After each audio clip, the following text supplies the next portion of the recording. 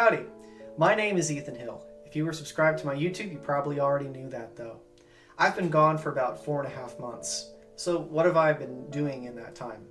Well, it's taken me 4.5 months, but I've produced about 50 minutes of frame-by-frame animation for a show I'm working on called Fleur de Lis. It's on lore.tv. I'm leaving a link to it in the description of this YouTube video if you're watching on YouTube. If you're watching on lore.tv, well then you're already there, so you know exactly where to look.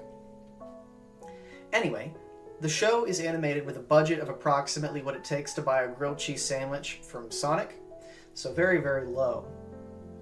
Therefore, I have to do a lot of things myself. I do all the animation myself, obviously the writing. I voice half the characters myself, and I use AI to help me out a little bit. So I get a lot of questions about that, people asking how exactly my process works. So I thought I'd put together a video in order to explain to people and show them how you too can have your own AI voiced characters in your projects. Now, the first step, possibly the most important step, and the instructions for this are a little different depending on whether or not you're over or below 21, alcohol.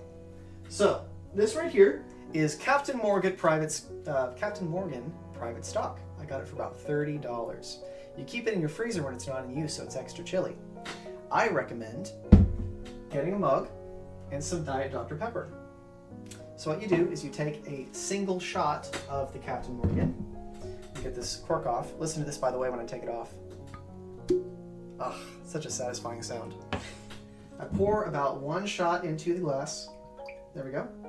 That's good. I'm gonna pop this back on. Then you take the Diet Dr. Pepper and you crack it open. Ah, also a wonderful noise. And you simply pour it into the mug.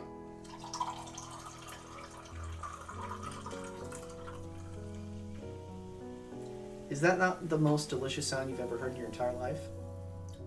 I think so. Perfect. Anyway, getting back to what we were doing, I'm going to assume that most of y'all watching this video are on a Windows PC. If you are watching my tech channel, which by the way, if you're on YouTube, the link is in the description. If you're not, you can just look it up. I don't know. Anyway, if you follow my tech channel, you know how the format for these types of videos typically go. But most of those assume you're on Linux. I'm just going to assume that most of y'all are on Windows. So, we're going to go to my second type of display where you can see my screen.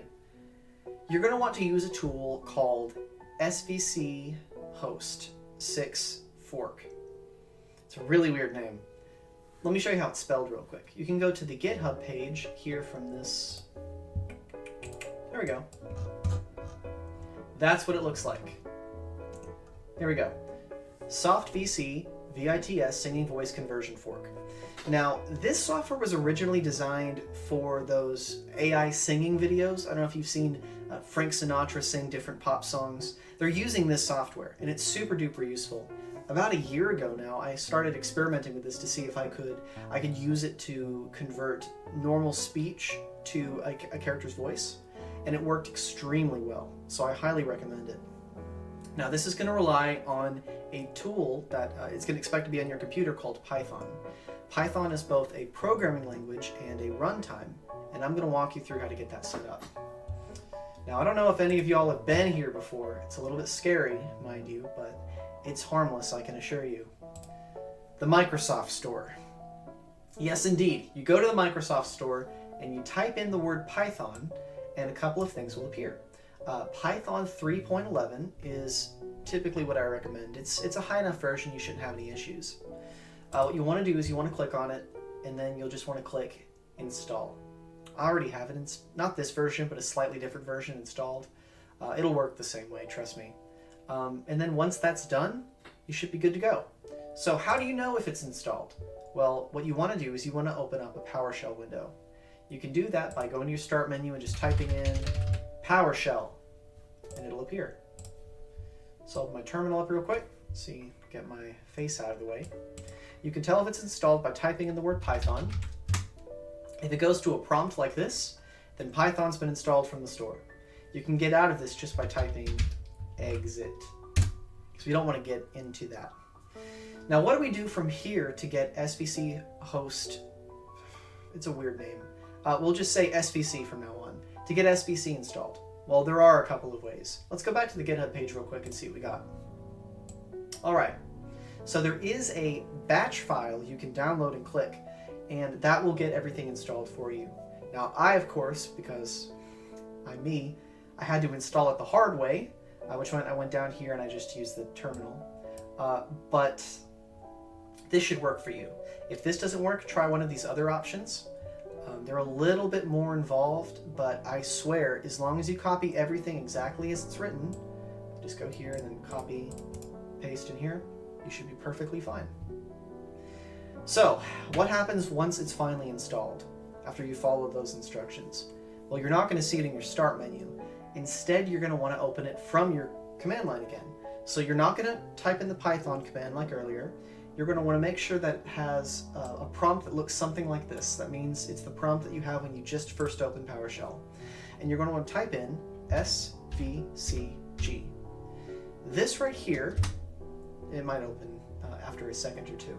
This is actually a graphical wrapper for SVC, because SVC at its core is a terminal application. So once that's open, it'll take a little bit.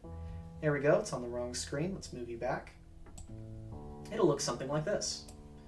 Let's downsize this, and we'll get back to this terminal later, but I want to downsize it for now. So, looks like a lot of options, but fortunately for you, most of these options do not have to change. So we're going to need 2 files. Now, you can download SVC files, sort of voice files, from the internet that are pre-trained based on popular characters, or maybe celebrities. But what's interesting is for Maple and Enoki, those voices are actually original.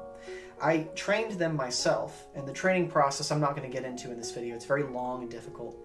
But if you look up SVC training, it'll give you some step-by-step guides on how to do that. But both of their voices are based on a combination of open source voice corpus samples and some public figures. So just a combination of the two to create an original voice, because I didn't want to copy a celebrity. I wanted them to sound like themselves. I've got both of their model and configuration files on my computer. So we're going to do Enoki real quick, because Maple's voice tends to be a little bit less reliable. The training didn't quite go so well, so I often have to take a lot of retakes for anything to sound good. But Enoki sounds great. So I'm going to go to the Browse tool, and I'm going to go to Desktop, AI. This is where I'm storing my files. Yours are going to be in a different location. However, you're going to have a PTH file. Notice it's really big. It's like 535 megabytes. I'll load this in right here, and then I'll load in the config file. And there we go. Now I've got Enoki's voice loaded in.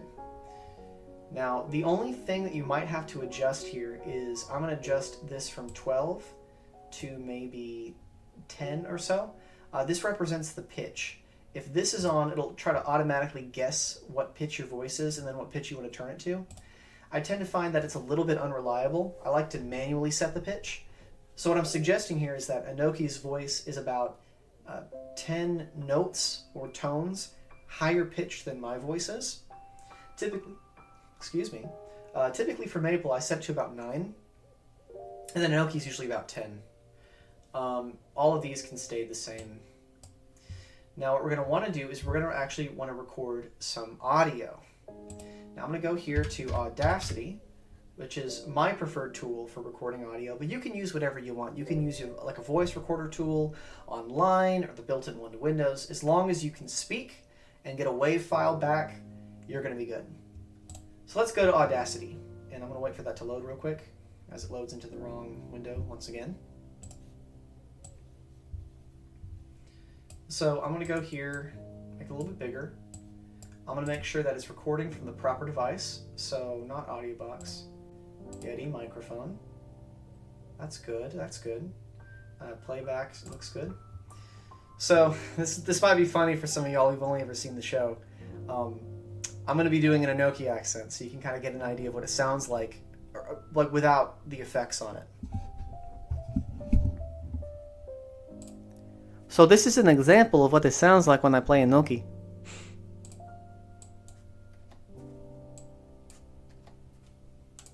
It kind of sounds like this. So I'm not going to play that back. You already know what it sounds like. But I'm going to export the audio to, let's just put it in my AI folder, why not? And I'll call it test.wave, and then we're going to export the file. So now I've got a file in my folder that represents my voice. I'll go here to Browse. I'm going to go up to AI, and what do we have here? Test.wave. Now, unfortunately, there's a bug in SVC that causes it to autoplay the moment you click Infer, which means whenever this is done, you're actually going to hear the audio come through the speakers, which is good for our purposes because it means that you get to hear what it sounds like. Because there's actually one more step after this. We're not quite done yet. All right, let's open up the terminal because you can actually see what it's doing in the background. This green right here represents the arguments I would have to pass to SVC if I were going to be doing this from the terminal. But the GUI, the UI, did it for me. We can track our progress here, like for example, starting inference. That means that it's beginning the process, right? And then this is going to represent each of the individual chunks of the file as it's converting them into obviously the new version of the speech. I'm going to skip So this is an example of what it sounds like when I play a Noki. Kinda sounds like this. Never mind, you got to hear it before I even got to do anything. I didn't even get to drink my soda. Seriously guys, if you haven't tried this, you gotta try this. This is really, really good. Anyway, moving on. So what we've done here is we've created a new file in the same directory. So I'm gonna go to my File Explorer real quick and I'm gonna show you what that looks like. Once again, for the third time, it is opened on the wrong window. That's okay. See, I've got a test.out.wave. Let's move it here. Voila. So this is an example of what it sounds like when I play a Noki. Kinda sounds like this. Perfect. Now we're going to go to the this site. All right, so this is actually a great tool, and even if you're not using AI voices, I highly recommend using this. This is called Adobe Podcast. The idea is that it uses AI in order to clean up some of the audio. The audio, just any audio. You throw speech audio at it, it'll clean it up. Now, it does some funny things with music. I don't recommend using it for that, but if you've got nothing but speech, especially if it's lower quality, excellent, excellent tool. Now I'm going to move it over here because I have to use my Google sign-in information to make this work. And I don't want y'all to know what that is. Okay, it's making me verify with my phone. Also, just as a note, what is that thing where Google is, I don't know if y'all have seen this, but recently they've changed their login page so that it's some new, it's basically just the old Chromebook login page. But more so than any other Google feature I've ever seen, they've been hyping it up. They started releasing pop-ups about how it's going to be coming out like a month in advance. And then I haven't been able to make the welcome to the new sign-in experience disappear consistently. I feel like there's just some intern at Google who is responsible for that update, and they're really proud of their progress, so they're just making sure everybody notices that the login page is different. Anyway, let's go to Choose Files real quick. Go to Desktop, AI, test.out.wave. That's the file that we just converted. So I'm going to pass it up to here and upload it, and then what we're going to get back in return is the processed audio. And it's going to most likely sound at least as good as if I were to record someone's voice natively, just like from my phone in a decently soundproofed environment. It's taking a bit, so I'm just going to scroll through Twitter again. Hey! Bible Illustrated just liked my post. That's kind of nice. Alright, so it would appear that we are now done with the enhancement. I'm going to click download real quick, and it's going to download the audio. Eventually. Hey!